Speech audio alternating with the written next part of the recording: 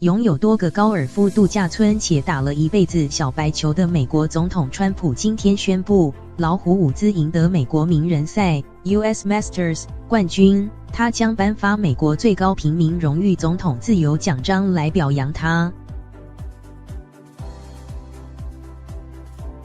川普在推特发文说，刚刚跟老虎伍兹讲话，祝贺他在昨天名人赛大获全胜。川普说，由于他在高球达成惊人成就以及卷土重来的精神，更重要的是人生态度，我将颁给他总统自由奖章 Presidential Medal of Freedom。老虎伍兹昨天在乔治亚州奥古斯塔举办的美国名人赛封王，终结11年的大赛冠军荒，上演令人惊奇的东山再起传奇，获得各地赞赏。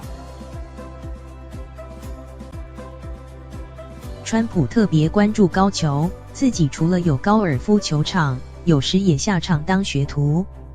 不过有数篇报道指出，川普比赛时会作弊，连数名知名高球选手也这么说。